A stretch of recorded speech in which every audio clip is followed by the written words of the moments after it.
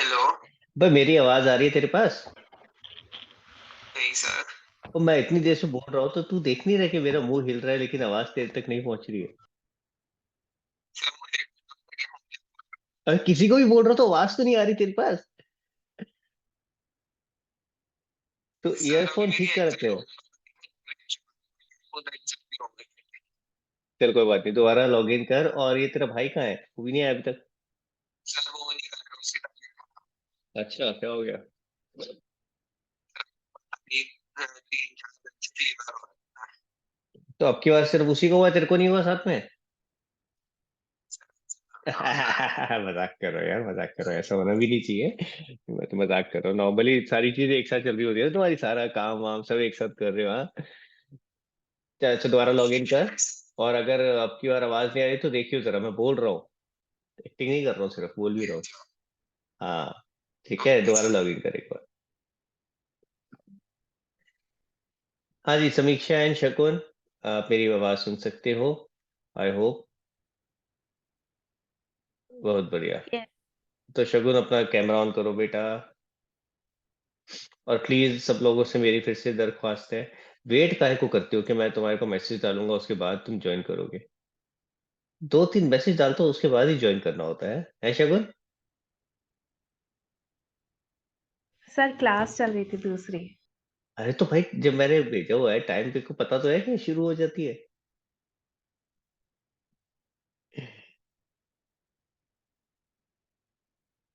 हाँ जी। चलो हम लोग शुरू करते हैं आगे अपना आज। तो कहाँ तक किया था हमने? अरुणिमा, जरा थोड़ा बताओगे क्या हुआ था लास्ट क्लास में? टर्नओवर रेशोज खत्म हो गई थी। टर्नओवर और रेशियोज मैंने वीडियो भेजा था आपको देखने के उसमें लिए, राइट? और मैंने कहा था कि उससे रिलेटेड क्वेश्चंस कर लेना। yes, sir. And last class में आई थिंक मेरी तबीयत ठीक नहीं थी तो मैं लास्ट क्लास नहीं ले पाया था, राइट? तो गाइस देखो, मैं सोच तो रहा था पहले कि तुम्हें प्रॉफिटेबिलिटी की रेशियोज की भी वीडियोस भेज दूं, फिर मेरा मन नहीं किया। नहीं, मेरा मन नहीं किया इसलिए नहीं भेजी मैंने समीक्षा। क्या हर बार ऐसे नहीं सही रहता है? और प्रॉफिटेबिलिटी रेशियोज मैं चाहता था थोड़ी सी अपने आप कराऊं, ठीक है, थोड़ा सा टफ है वो as compare to all other ratios. बाकी रेशियोज चल जाती है लेकिन वो थोड़ी सी मैं चाहता था कि क्लास में खुद कराऊं, ठीक है। तो इसलिए मैंने वो भेजा नहीं। प्लस ऑलरेडी आपके पास नंबर ऑफ क्वेश्चंस बहुत थे काम करने के लिए, तो बट आई होप कि अब आपके पास टाइम इनफ मिल गया था, अब कंप्लीट नहीं होनी चाहिए। तो कोई ऐसा है जिसका होमवर्क अभी भी रह गया है? हाँ जी, कोई ऐसा है जिसका होमवर्क अभी भी रह गया है, टर्नओवर रेशियोज तक खत्म नहीं हुआ है? जिस जिसका हो गया है मुझे थम्स अप करके बताओ।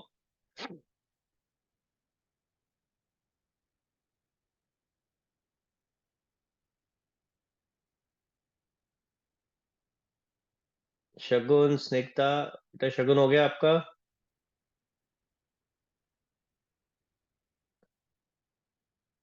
कैमरा ऑन करा करो यार, एक तो ये कैमरा बंद क्यों कर देते हो? शगुन और परीक्षा कैमरा क्यों बंद कर देते हो बेटा? सर परीक्षा वो की तो कॉल बहुत आ गई आजकल, थी। आजकल मैं देख रहा हूँ परीक्षा बहुत कैमरा बंद कर देती है, एक तो जल्दी से फट कैमरा बंद।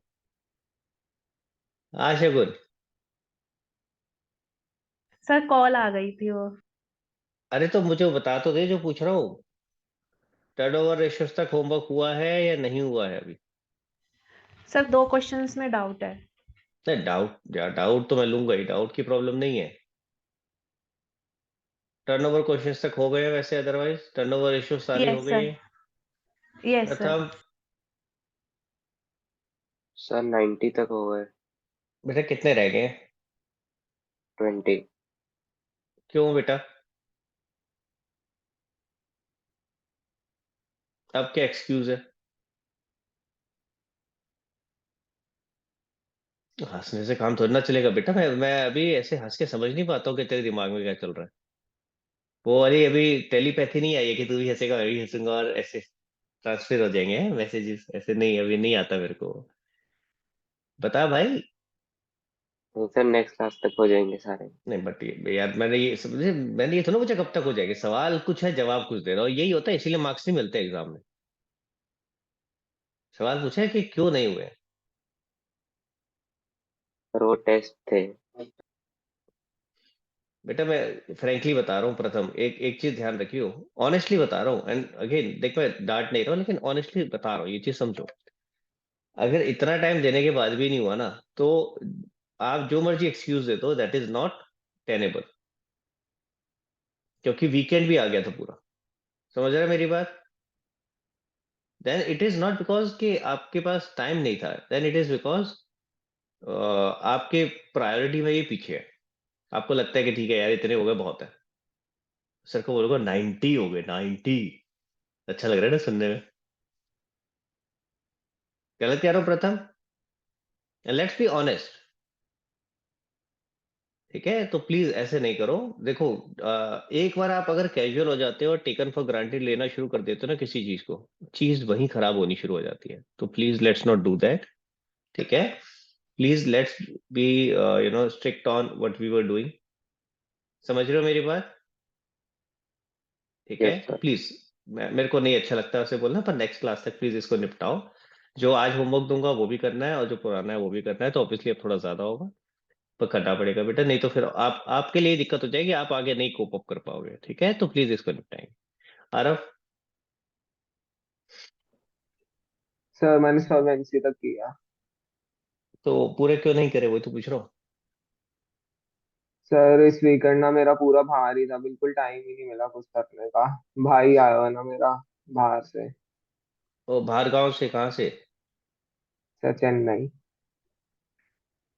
मेरे को लगा कि इंडिया के बाहर से आया है। नहीं नहीं। मेरे को लगा मैं भी चेन्नई। आऊंगा ऐसे ही, तो फिर लोग कहा करेंगे कि ना वो बाहर से आया कोई, तो फिर मैं वहां बिजी हो गया था, और फिर हम लोग टाइम नहीं दे पाए। हाँ भाई, खत्म करो इसको नहीं प्लीज। ठीक है आरव? सर, अगले क्लास तक कर लूंगा। हाँ प्लीज प्लीज, ठीक है। और यस सर। मेरे को भेजा करो करके। अब नहीं, तूने भेजा है मेरे को? सर मेरा ना अभी अभी हुआ था तो नहीं अभी भेज अभी हुआ था, मैं इसलिए भेज नहीं पाई, है ना? लेकिन भाई भेज दिया कर। ठीक है, इतना देख, ठीक है, मैं चाहे पूरा एक एक चेक नहीं करता, लेकिन मेरे को पता रहता है किसका आ रहा है, किसका नहीं आ रहा है, किसने कितना किया है, एक आइडिया रहता है। ठीक है, कौन बच्चा मुझे भेज रहा है होमवर्क, कौन नहीं भेज रहा है। तो इसलिए प्लीज भेज दिया करो। शगुन, तूने भेज दिया यस मेरे को सर। पूरा? हाँ जी सर। पूरा भेजा हुआ है? नो सर, हाफ भेजा, हाफ अभी भेज रही क्लास ओवर होने हाँ, के बाद। देखा देखा देखा देखा, पकड़ में आया। तो प्लीज ऐसे नहीं करा करो। ठीक है, प्लीज भेज दिया करो मुझे टाइम से। हाँ जी, चलो फिर आगे शुरू करते हैं, डिस्कस करते हैं। मैं आपके साथ स्क्रीन शेयर करता हूँ। अच्छा, इससे पहले एक बात और बताओ, आप लोगों को डे लाइट सेविंग के बारे में पता है कुछ? है भाई? क्या होता है, किसी को आइडिया है? Anybody who knows? जल्दी जल्दी, किसी को नहीं पता डे लाइट सेविंग क्या होती है? बड़ी मजेदार चीज होती है, मैं बताता हूँ जरा, क्योंकि मैंने अभी कल ही फेस करी है। हमारी घड़ियां 1 घंटा पीछे हो जाती है। एक्चुअली 1 घंटा पीछे हो जाती है, विच साउंड सो वियर्ड। जैसे यहाँ पे घड़ी में 2 बजते हैं, तो घड़ी का काटा वापस घुमा दिया जाता है, उसको 1 बजा दिया जाता है, तो 1 घंटा चोरी कर लिया जाता है। गूगल करके देखना, बड़ा वियर्ड कॉन्सेप्ट है। सो यूएस, कनाडा, ये सारी कंट्रीज में क्या होता है कि यहाँ पे दिन जल्दी शुरू हो जाता है, और ये लोग दिन जल्दी शुरू होता है, यानी कि सूरज जल्दी उगता है, तो उसकी वजह से अंधेरा बहुत जल्दी हो जाता है, बहुत जल्दी। तो इसीलिए ये सारा जितना भी टाइम है ना, वो 1 घंटा पीछे कर देते हैं। कि जैसे अगर नॉर्मल वर्किंग आवर्स 8 बजे से थे, ठीक है, तो अब वो टेक्निकली आपका 7 बजे से शुरू हो जाएंगे। घड़ी में 8 ही बजेंगे, लेकिन 7 बजे से शुरू हो जाएंगे। समझ रहे हो मेरी बात? क्लियर है? तो होता क्या है, नहीं समझे ना, पर ये बहुत कंफ्यूजिंग सा है, मेरे को भी बड़ा कंफ्यूजिंग लगता है, करते क्या है ये। सो नॉर्मली सिंपल सा है कि भाई अगर 8 बजे थे, ठीक है, अगर मेरा दिन जल्दी शुरू हो रहा है, यानी सूरज जल्दी उग रहा है, तो तुम ऑफिशियली ये बोल देते कि भाई अब इन दिनों में 8 बजे की जगह 7 बजे शुरू हो जाया करेंगे, है ना? उसकी जगह घड़ी चेंज कर देते हैं। यानी अभी अगर हमारा 2.5 घंटे का डिफरेंस हुआ करता था, दिन और रात का तो होता ही था, और 2.5 घंटे का टाइम का डिफरेंस था, अब वो 1.5 घंटे का रह गया। यानी मैं आपको और 1 घंटा पहले उठ करके पढ़ा रहा हूँ। तो इफेक्टिवली अभी मेरे यहाँ घड़ी में बज रहे हैं 5:48, जो पहले 6:48 हुआ करते थे। सच अ स्ट्रेंज कॉन्सेप्ट। अब मेरा दिमाग ऐसे घूम जाता है कि क्या पागल हो गए यार, है क्या करते हैं। और फिर बाद में ना जब ये विंटर्स खत्म हो जाएंगे तो वापस से 1 घंटा आगे कर देंगे। So it sound so stupid frankly. जब मैं इंडिया में था तब भी, जब मैं इंटरनेशनल टैक्स में काम करता था, तब भी समझ नहीं आता था मुझे क्या कॉन्सेप्ट है। आज मैं यहाँ आ गया हूँ तो भी मुझे इतना वियर्ड लगता है कि यार ये क्या क्या कॉन्सेप्ट है। सीरियसली 1 घंटा लिटरली घड़ी पीछे होती है। जैसे ही 2 बजते हैं तो वापस से क्लॉक में 1 बज जाता है। तो सो वियर्ड। ठीक है, व्हाटएवर इट इज। तो अब माय प्रॉब्लम इज कि अभी तक तो मैं 6 बजे उठ रहा था, अब मुझे 5 बजे उठना पड़ता है अपने टाइम के हिसाब से। तो मेरी ना थोड़ी सी बैंड बज रही है। तो अगर आई नो आप लोगों की क्लासेस है शगुन और Avni, if I am not wrong, आपकी जो हमारी क्लासेस का भी टाइम होता है 4 से 5, उसके बाद क्लास होती है, राइट? यही होता है, सही बोल रहा हूँ मैं? Yes sir. तो मुझे थोड़ा सा आप लोगों की हेल्प चाहिए, अगर हम कोई ऑल्टरनेटिव टाइम निकाल सकते हैं तो मुझे प्लीज इसके बाद का, इससे पहले का तो पॉसिबल नहीं है, तो इसके बाद का एक बार मुझे अपना शेड्यूल भेज दो। ठीक है, सब लोग ही भेज दो मेरे को प्लीज, एक बार अपना सारा ही भेज दो शेड्यूल। मैं एक बार ट्राई करना चाहूंगा। पूरा ही भेज दो कि कौन कौन सी क्लासेस कितने कितने बजे चल रही हैं। So I just want to see and rework, अगर कुछ ऐसा हो सकता है जो सबको सुटेबल हो, एट द सेम टाइम मेरे को थोड़ा सा कन्वीनियंट हो जाए, क्योंकि बहुत सुबह हो जाता है। तो अब इफेक्टिवली मेरे लिए ये है कि मैं आपकी क्लास ले रहा हूँ, और उसके बाद मेरे पास 3 घंटे का गैप होगा, 3 घंटे से भी ज्यादा का होगा जब मेरा ऑफिस शुरू होगा। तो मेरे लिए बहुत ज्यादा जल्दी हो जाएगा। तो I would just like to see कि अगर कोई तरीका निकल सकता है जहाँ पे हम लोग कहीं कोई किसी की क्लास क्लैश भी ना हो, और अगर कुछ डेज भी अगर रिवर्क करने पड़े तो we can think about that also. और अगर टाइम रिवर्क करके हो सकता है तो वो भी बहुत अच्छा है। तो just want to understand that. ठीक है, तो एक बार प्लीज अपना अपना जो शेड्यूल है मुझे एक बार प्लीज भेज दो कि डेली किस किस समय कौन सी क्लासेस हो रही है। तो let me just try and rework again and see if something can be done। ठीक है, ऑब्वियसली मैं ऐसा ही नहीं करूंगा कि मैं कोई टाइम बता दूं और उस दिन उस समय किसी और की क्लैश हो रही हो, वो मैं नहीं करूंगा। नहीं तो फिर मुझे ऐसे ही करना पड़ेगा, 1 घंटा पहले उठना पड़ेगा। और ठीक है, but let's try. I want to give it a try के देखते हैं अगर कुछ पॉसिबल हो सकता है तो। ठीक है, क्लियर है गाइस? तो प्लीज मुझे जो जो क्लासेस अभी चल रही हैं आप लोगों की, मुझे एक बार प्लीज बता दो क्या क्या टाइम क्या क्या क्लास चल रही है, and let's try and workout कुछ अगर हो सकता है, क्योंकि हमारा देखो कोर्स तो ऑलमोस्ट होने वाला है। इसके बाद एक चैप्टर रह जाएगा, लेकिन उसके बाद हमारी क्लासेस जो रहेंगी उसके अंदर रिवीजन हुआ करेगी, प्लस साथ में आपके टेस्ट होंगे। टेस्ट लेके फिर मैं आपके पेपर चेक करके दिया करूंगा। तो दैट्स व्हाट गोना हैपन। ठीक है, तो लेट्स सी अगर कुछ वर्कआउट हो सकता है। ठीक है, हाँ जी, अरुणिमा एंड अनम प्लीज अपना कैमरा ऑन कर लो बेटा। एंड मैंने स्क्रीन शेयर करी हुई है ना आपके साथ? ओके। सो सबसे पहले देखो, टर्नओवर रेशियोज में कोई कॉन्सेप्चुअल प्रॉब्लम हो तो आप मुझे बताओ प्लीज। कॉन्सेप्चुअल प्रॉब्लम समझते हो कि मेरे को रेशियो समझ नहीं आया, इसका ये फॉर्मूला समझ नहीं आया, ये क्या है, आपने बताया कैसे डेराइव किया। आपने अगर देखा ना, नोटिस किया हो तो मैं कोशिश कर रहा हूँ जितनी भी रेशियोज है उसमें सिर्फ रटवाना नहीं है कि सिर्फ उठा करके फॉर्मूला याद कर लो। नॉर्मली लोग यही करते हैं कि भाई ये फॉर्मूला है, इसको याद कर लो, हो जाएगा काम। ऐसा फॉर्मूला क्यों है? मैंने कोशिश करी है हर जगह उसका लॉजिक देने की, फॉर्मूला डिराइव करने की कोशिश करी है, अगर आपने देखा हो। वो करके नहीं दिखाना है एग्जाम में कहीं पे। ठीक है, वो सिर्फ आपको याद करने के पॉइंट ऑफ व्यू से, कि कल को अगर आप भूलते हो, क्योंकि मेरे साथ बहुत होता था। फ्रैंकली मैं सच बताऊं ना, अर्लियर जब मैं अपने टाइम पे पढ़ता था ना, I use to hate this book, book number 3। I use to hate, I am telling you honestly. And the reason was, मुझे रटना नहीं आता। मैं समझ सकता हूँ, ठीक है, मैं प्रैक्टिकल सब्जेक्ट्स मेरे को बहुत अच्छे लगते थे क्योंकि उनमें लॉजिक होता था, तो मैं लॉजिकली चीजें कर सकता था।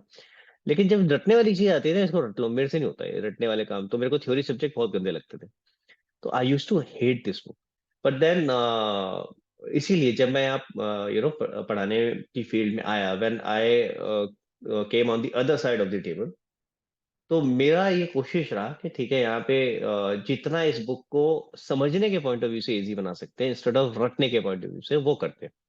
ताकि आप लोगों को ये प्रॉब्लम ना हो कि नहीं यार बस अब रट रहे हैं, कोई लॉजिक समझ आ नहीं रहा, कर क्या रहे हैं, बस रटे जा रहे हैं। इसीलिए पहला चैप्टर अगर आप देखोगे जो आपका बैलेंस शीट P&L वाला था, उसमें भी मैंने ये कोशिश करी कि हर चीज को एक लॉजिकली कुछ कंक्लूजन दिया जा सके, हर चीज को समझाया जा सके। समझ रहे हो मेरी बात? ठीक है, सिर्फ मैंने आपको ये नहीं बोल दिया कि ये पकड़ो जी बैलेंस शीट और ये रहा आपका P&L, इसमें ये आता है इसमें आता है, काम खत्म। नहीं, मैंने कोशिश करी हर चीज को समझाने की, कि कंपेयर करने की, प्रॉफिट पहले आप जब बनाते थे तो कैसे था, अभी बनाते थे तो कैसे था, सो एंड सो फोर्थ। ठीक है। सिमिलरली जब हम रेशियोज पे आए तो मैंने पूरी कोशिश करी है कि जहाँ पे फॉर्मूलेज हैं वहां पे हम आपको समझा सके फॉर्मूला डिराइव कैसे हुआ, इसका मीनिंग क्या है, इसका पर्पस क्या है। ठीक है। तो मैं कोशिश मेरी पूरी यही रही है। तो अगर आपको यहाँ कोई दिक्कत है पहले तो वो बताओ। तो टर्नओवर रेशियोज तक किसी रेशियोज में समझ नहीं आ रहा, फॉर्मूला कैसे डिराइव हुआ, ये फॉर्मूला क्या है, या ये formula suppose cost of goods sold है, कॉस्ट ऑफ गुड्स सोल्ड होता क्या है, नहीं समझ आया, जैसे अभी मेरे को सामने दिख रहा है इसलिए मैं बोल रहा हूँ कॉस्ट ऑफ गुड्स सोल्ड क्या है, सर समझ नहीं आया ये। तो अगर ऐसी कोई दिक्कत है तो प्लीज बताओ, और अगर आ गया है, सब कुछ क्लियर है, तो please give me a thumbs up.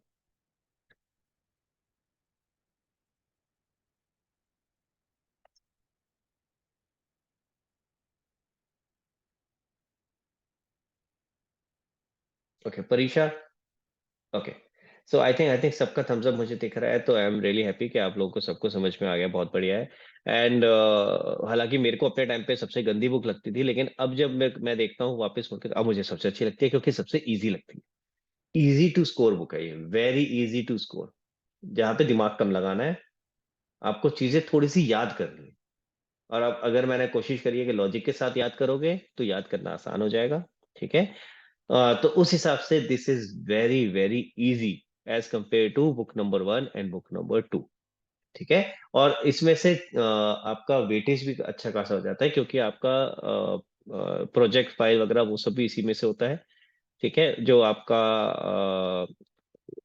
हम प्रैक्टिकल बोलते हैं एक तरह से, वो पूरा का पूरा प्रैक्टिकल मोस्टली इसी में से आता है। फाइल भी इसी में से बनती है, आपका जो पेपर होता है वो भी इसी में से होता है, प्रोजेक्ट वाला। और एक इंटरव्यू जो होता है, इंटरव्यू इन द सेंस जो आपका वाइवा होता है, वो भी इसी में से होता है। ठीक है।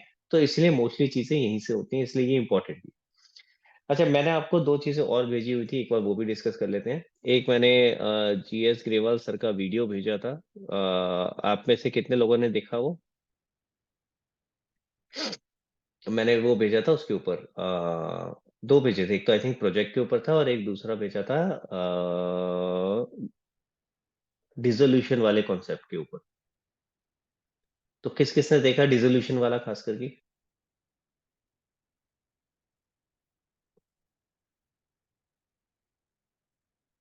कोई तो हाथ खड़ा कर दो यार, कोई तो बोल दो मैंने देखा।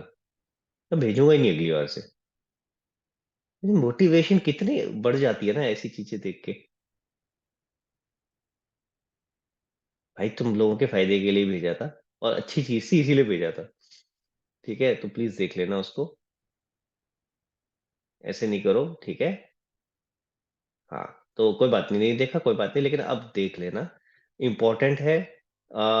जो चेंज आया था आपको जो बताया था डिसोल्यूशन में कि अगर टेंजिबल एसेट्स की वैल्यू नहीं दी है तो बुक वैल्यू लेंगे, और अगर इंटेंजिबल एसेट्स की वैल्यू नहीं दी है तो उसको नील रियलाइज्ड मानेंगे, उस कॉन्सेप्ट के ऊपर ही है।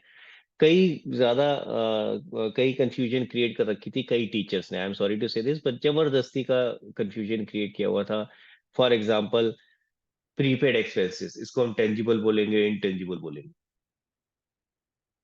समझ रहे हो, इस तरह की चीजें। तो कई ऐसे डाउट्स क्रिएट कर रखे थे जो उन्होंने वहां पे क्लियर किए हैं, तो इसीलिए उसको देख लेना।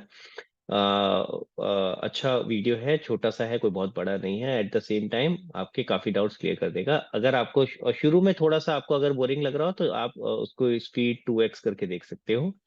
ठीक है, उसको बढ़ा करके देख सकते हो, 1.5 या 2x करके देख लेना। और उसके बाद में ये सारा डिस्कशन यही आने वाला है जो मैं आपको बता रहा हूँ। ठीक है, तो ये चीजें देख लेना प्लीज एक बार। ओके, सो आपके डाउट्स ले लेते हैं पहले, आगे बढ़ने से पहले, प्रॉफिटेबिलिटी रेशियो पे जाने से पहले। तो गाइस, एक बार हैंड रेस करो जिस जिसके डाउट्स हैं।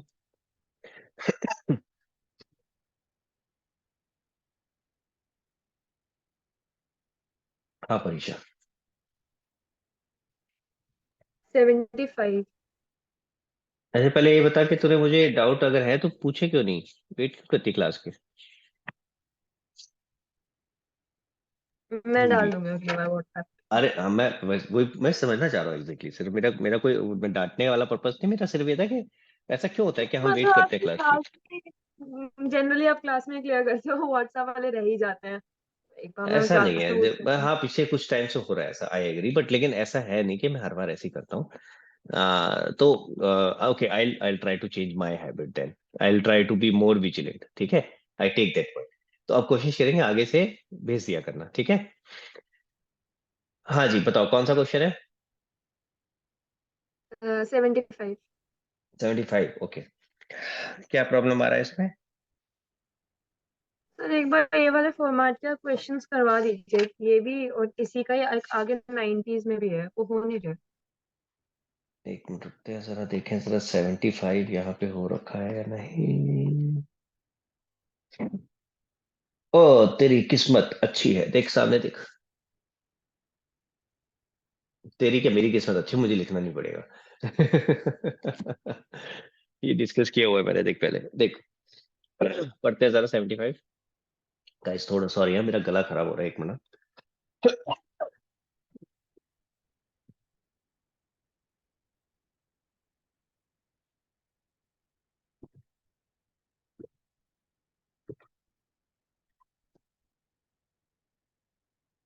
हाँ जी गाइस देखो, मैंने आपको पहले भी बताया था, ये वाले टाइप के जो क्वेश्चंस है ना, इंक्रीज डिक्रीज और सेम वाले के, आप ये सबसे ज्यादा टफ होते हैं, ठीक है। तो इनको सबसे ज्यादा केयरफुली करना है, और जितने भी टाइप ऑफ क्वेश्चंस है उनमें सबसे ज्यादा दिमाग यही खराब करते हैं, ठीक है। तो थोड़ा सा अगेन इसको फिर से वही स्टेप बाय स्टेप देखेंगे क्या करते हैं। सबसे पहले देखते हैं कौन सी रेशियो निकालनी है, इन्वेंट्री टर्नओवर रेशियो। तो मैंने फॉर्मूला लिख दिया उसका, कॉक्स अपॉन एवरेज इन्वेंट्री, ठीक है। क्वेश्चन है दिया है आपको, opening inventory, purchase, closing inventory, यानी या तो हम एक्चुअल रेशियो निकाल सकते हैं कितनी है, और हमारे not only actual ratio, sorry actual ratio तो होती है हमारे पास, हम एक्चुअल कॉग्स लिख सकते हैं और एक्चुअल एवरेज इन्वेंट्री लिख सकते हैं। हमारे पास एक्चुअल वैल्यूज हैं कि कॉग्स कितना और एवरेज इन्वेंट्री कितनी है। बाकी सब में तो हम अज्यूम कर रहे होते हैं ना, 1 लाख से मल्टीप्लाई कर दिया ऊपर भी और नीचे भी, हमें तो ना पता होता है कितना है, लेकिन यहाँ एक्चुअल वैल्यूज है। तो भाई जो है वो लिख लो। अब आगे देखते हैं क्या कह रहा है। कह रहा है बताओ इंक्रीज डिक्रीज क्या होगा। क्या कहता है, sale of goods for 40,000 cost 32,000। तो आपने ये सोचना है, आपने करे हुए क्वेश्चंस परीक्षा ये। Yes sir. हाँ तो अब जरा कंपेयर करना, क्योंकि देखो करे होते तभी फायदा होगा, तभी मजा आएगा कि आपने सही सोचा था या नहीं। अब हमें देखो सबसे ज्यादा दिक्कत कहाँ आती है बच्चों को, सबसे ज्यादा दिक्कत आती है ये आइडेंटिफाई करने में, क्या बढ़ रहा है क्या कम हो रहा है। लगता आसान है सोचने में, यही तो आइडेंटिफाई करना है, लेकिन जब करने बैठते हैं तो यही दिक्कत आती है। तो लेट्स एक्सेप्ट के आती है, तो उसको करते देखते हैं कहाँ दिक्कत है। जैसे ही गुड्स आपने बेचे तो क्या होगा, आपने गुड्स बेचे तो एक तो आपका स्टॉक कम हो जाएगा, आपका जो एग्जिस्टिंग स्टॉक है वो कम होगा, ठीक है। उसके अलावा आपका जो क्या नाम है, आपने अगर कैश में बेचे है तो कैश आएगा, और जो डिफरेंस है कॉस्ट और सेल्स के बीच में, जो कॉस्ट और सेल्स के बीच में, कॉस्ट प्राइस और सेल प्राइस के बीच में डिफरेंस है, वो एज अ प्रॉफिट या लॉस आप रिकॉग्नाइज करोगे। ये 3 चीजों का इफेक्ट आएगा। देखा जाए दो इफेक्ट होते थे, यहाँ पे एक तरह से दूसरे इफेक्ट को ब्रेक कर दिया हमने, क्योंकि प्रॉफिट और कॉस्ट, सॉरी सेल्स प्राइस और कॉस्ट प्राइस में डिफरेंस होता है, ठीक है। क्लियर हो गया। तो आपका जब स्टॉक कम होगा वो तो कॉस्ट प्राइस पे कम होगा, लेकिन जो आपका कैश आएगा वो सेल प्राइस पे आएगा, और जो डिफरेंस है वो प्रॉफिट या लॉस होगा। आर यू विद मी, यहाँ तक क्लियर है परीक्षा। इसमें कोई दिक्कत, क्या बढ़ रहा है क्या कम हो रहा है, ये क्लियर हो गया। चले आगे, आपने सेम आइडेंटिफाई किया था जैसे मैंने किया है, क्योंकि ये पहला स्टेप गड़बड़ होता है सबसे पहले। अब मैं यहाँ एक बात और बता देता हूँ। हाँ बोलो। मैंने क्या किया, 32,000 ही ले लिया, लाइक उस कंडीशन से कंपेयर नहीं किया कि पहले वाला कम ज्यादा, सीधा 32,000 से इफेक्ट लिया कि उस वाले ट्रांजैक्शन में कितना आ रहा है। ओके सो मैं आपको एक सवाल पूछता हूँ। दो तरीके थे समझने के, अगर आप याद करो, मैंने आपको बोला था इसको कैसे आइडेंटिफाई करना है, क्या बढ़ रहा है क्या कम हो रहा है। या तो अकाउंटिंग इक्वेशन वाले मेथड से करो, तो अगर अकाउंटिंग इक्वेशन वाले मेथड से करते, याद करो पुराना 11th में क्या किया था, तो यही होता कि नहीं होता जो मैंने अभी करके दिखाया। स्टॉक आपका कम हो रहा है, कैश बढ़ रहा है और प्रॉफिट। आई नो उसको करे हुए टाइम हो गया है, अगर जरूरत है तो वापस से खोल करके उसकी वीडियोस देखो, सारे अवेलेबल है अभी यूट्यूब पे डाले हुए हैं मैंने। तो अगर जरूरत है तो वो देख लो एक बार। बट सेम डिट्टो एग्जैक्टली वही चीज है। जो हम अकाउंटिंग इक्वेशन में करते थे, क्या बढ़ रहा है क्या कम हो रहा है, अगर वो आइडेंटिफाई कर लेना, क्योंकि पहला स्टेप अगर सही करा तभी आगे बढ़ पाओगे, नहीं तो पहला गड़बड़ हुआ तो आगे गड़बड़ हो जाएगा। और यही सबसे ज्यादा दिक्कत आती है इस वाले क्वेश्चंस में। ठीक है, अभी अगर अकाउंटिंग क्वेश्चन से रिलेट कर रहा हूं तो समझ में आ रहा है कि मैं सही बोल रहा हूँ? यही हुआ था, याद आ रहा है सबको? समझ में आ रही है वाली चीज जो बात मैंने अभी बोली कि अगर मैं अकाउंटिंग क्वेश्चन से रिलेट करता हूँ तो यही तीन इफेक्ट देते थे आप, कि अब मेरे पास से भाई स्टॉक जा रहा है, स्टॉक कम हो गया, पैसे आ रहे हैं, कैश बढ़ गया, और कुछ जो डिफरेंस है वो प्रॉफिट या लॉस। हाँ, वहां पे हम कैपिटल लिखते थे कि कैपिटल में प्लस या माइनस हो रहा है, अभी मैंने वो नहीं करा है। वो अगला स्टेप है कि जब मैं प्रॉफिट या लॉस लिख रहा हूँ तो फिर मैं देखूंगा वो कहाँ जाएगा, कैपिटल का मतलब शेयर होल्डर फंड में जाएगा यहाँ पे। ठीक है ना, क्लियर हो गया? तो चीज वही है, डिट्टो वही चीज है। ठीक है, अब आगे देखते हैं, तो यहाँ तक पहुंच गए। ठीक है, अब आगे देखो, स्टॉक कहाँ पे आ रहा होगा आपका? करंट एसेट का पार्ट है, तो करंट एसेट कब होंगे? कैश बढ़ रहा है, ये भी किसका पार्ट है? करंट एसेट्स का पार्ट है। प्रॉफिट आपका अल्टीमेटली कहाँ जाता है? रिजर्व एंड सरप्लस, और रिजर्व एंड सरप्लस कहाँ जाता है? शेयर होल्डर फंड, तो शेयर होल्डर फंड बढ़ेगा। Are you with me? समझ आया सबको? Yes sir. ठीक है, तो एक तो मैंने ये लिख लिया। अब अगर हम देखें ध्यान से, इसका हमारे जो इन्वेंट्री टर्नओवर रेशियो है उस पे क्या इम्पैक्ट आएगा, अब उस पे आते हैं। ठीक है, तो पहले मैं बात करता हूँ एवरेज इन्वेंट्री की। ठीक है, हमारा पहले इन्वेंट्री था 2 लाख, सॉरी, एवरेज इन्वेंट्री था 80,000। ठीक है, एक सेकंड रुकना, वो कैसे आया था? आपको क्वेश्चन में दिया था ओपनिंग 40 है, क्लोजिंग है 120। Are you with me? तो हमने 40 प्लस 120 अपॉन में 2 किया था। अब हुआ क्या, जैसे ही आपने ये स्टॉक बेचा तो आपका क्लोजिंग स्टॉक कम हो जाएगा। ये देखो, क्लोजिंग स्टॉक पहले 120 था, आप देखो स्क्रीन पे देख पा रहे हो। ठीक है, तो वो कम हो जाएगा। ओपनिंग तो उतना ही रहेगा ना भाई, ओपनिंग तो 40 का 40 रहेगा, क्लोजिंग स्टॉक कम हो जाएगा। ठीक है, तो क्लोजिंग स्टॉक मेरा कम हो जाएगा, 120 में से मैं 32 माइनस कर दूंगा, तो मेरा ओवरऑल एवरेज स्टॉक कम हो जाएगा। Are you with me? समझ आ रहा है परीक्षा? Yes sir. क्लियर हुआ? ठीक है, तो आपको ये देखना है जो चीज, जो फॉर्मूला मैं यूज कर रहा हूं उस पे मेरा इम्पैक्ट क्या आएगा। तो उसके लिए तरीका क्या है? सबसे पहला स्टेप है ये, और मैं फिर से बता रहा हूँ 90% लोग यहां गड़बड़ करते हैं। ये पहली चीज समझ में आए तो अगले स्टेप पे आएंगे ना, वो पहले गड़बड़ हो जाता है। सो लेट्स एक्सेप्ट इट कि हाँ यहाँ गड़बड़ हो रही है, तो हमें क्या करना है? हमें वापस अकाउंटिंग क्वेश्चन के कुछ वीडियोस देखने हैं, अगर जरूरत है तो वो वीडियोस देखो, देखो समझो गड़बड़ कहाँ हो रही है, और नहीं नहीं आ रहा समझ में तो मेरे से पूछो कि मैं हेल्प करूंगा।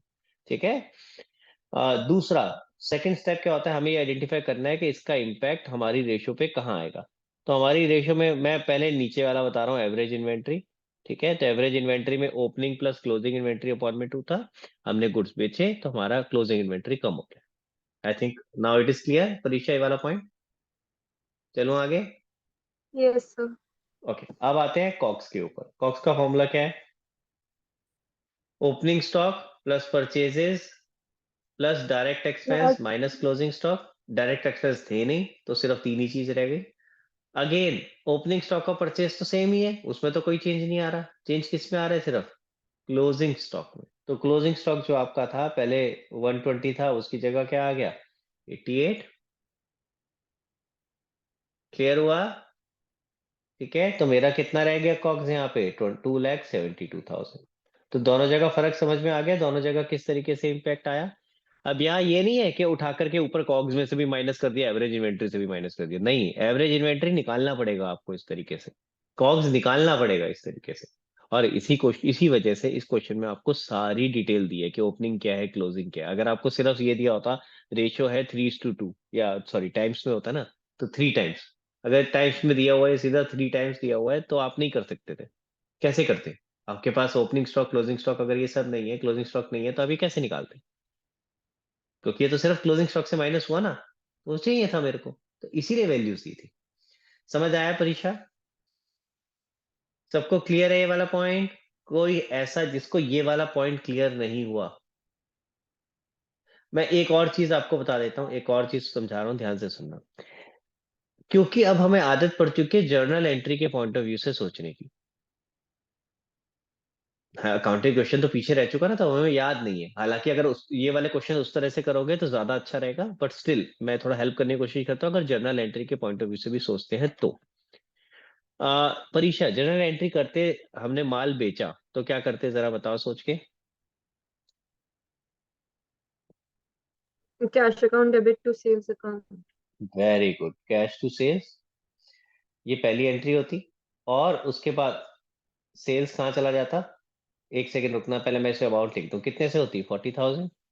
40। फिर उसके बाद क्या होता? प्रॉफिट एंड लॉस में जाती थी सोल प्रोप्राइटर में। Sales to statement of P and L, तो यहाँ पे कहाँ जाएगा यार? यहाँ पे statement of P and L में जाता है ना, रेवेन्यू फ्रॉम ऑपरेशन होता था, सेल्स की जगह वर्ड आता है revenue from operation, which is okay, ठीक है। तो ये 40,000 वहां चला जाएगा, ठीक है। और तीसरा, कोई और एंट्री भी होगी इसकी वजह से? 8,000 प्रॉफिट का जाएगा। वो प्रॉफिट का कैसे जाएगा, वही तो समझना मुझे।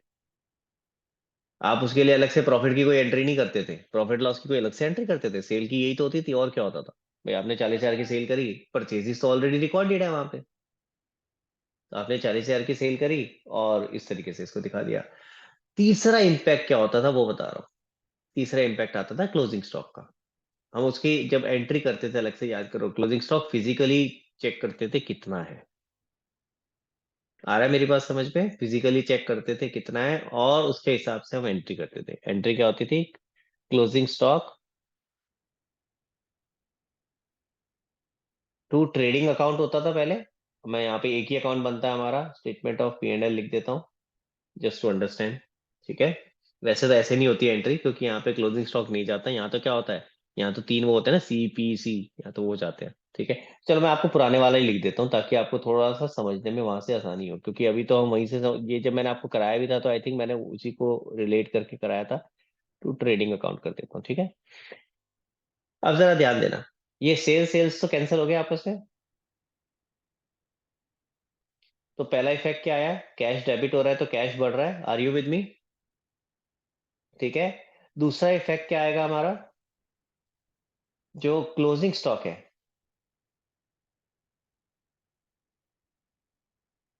यहाँ वो डेबिट हो रहा है, कितने से डेबिट हो रहा है?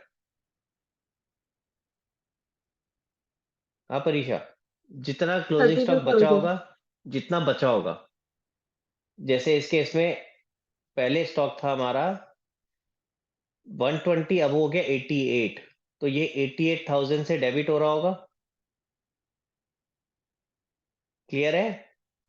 तो यानी अगर मैं पहले 120 से करता तो अब ये 88 से हो रहा होगा, तो यानी मेरा क्लोजिंग स्टॉक पहले के मुकाबले कम हो गया। समझ आ रही है मेरी बात?